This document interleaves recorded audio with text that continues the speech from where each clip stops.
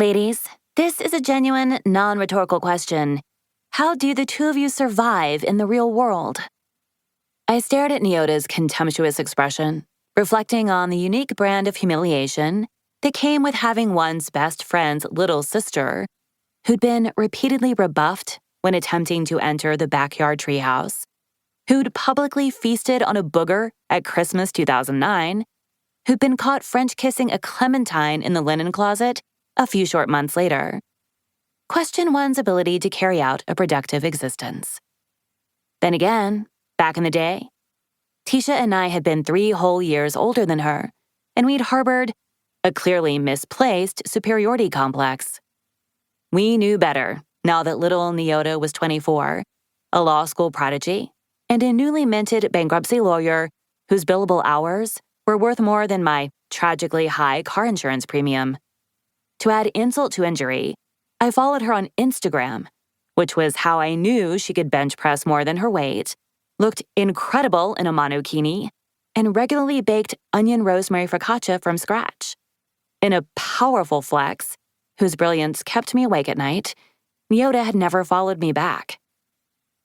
You know us, I said, choosing honesty over pride. Tisha and I were holed up inside my closet-sized office at Kline, FaceTiming someone who'd probably never even saved our phone numbers. Dignity was the least of our worries. We are barely hanging on. Can you just answer the question? Tisha bristled. As humbling as this was for me, it had to be much worse for her. Neota was her sister after all. Really? You call me in the middle of the workday to ask what a loan assignment is? You couldn't Google it?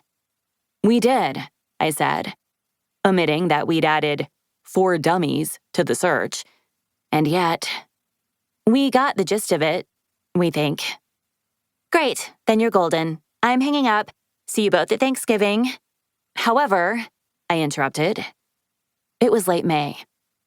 The reactions of other Kline employees seemed to suggest that we might not be fully grasping the implications of this loan assignment.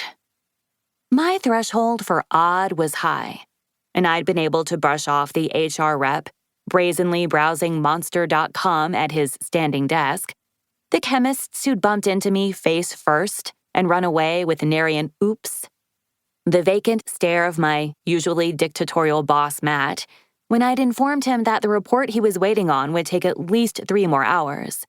Then, while I was emptying my water bottle into a potted plant that had lived in the break room longer than I'd been in the workforce, a technician had burst into tears and suggested, "You should take Christopher home, Dr. Siebert. It shouldn't die just because of what's about to happen to Kline." I had no clue what was going on. All I knew was that I loved my current job at Kline. The most important project of my life was at a pivotal point, and I was too socially challenged to easily transition to another workplace. Today's event did not bode well. There's going to be an assembly in 15 minutes, I explained, and we'd love to walk in with a better idea of what...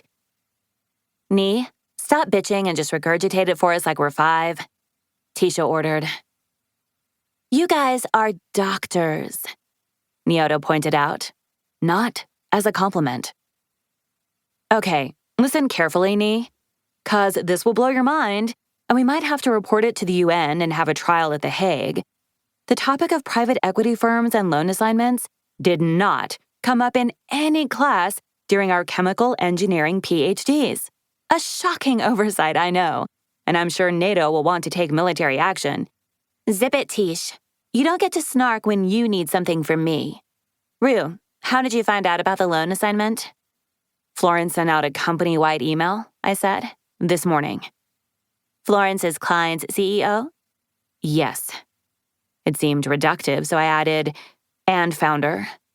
Still not exhaustive, but there was a time and place for fangirling, and this wasn't it. Did it say anything about which private equity bought your loan? I skimmed the body of the email. The Harkness Group,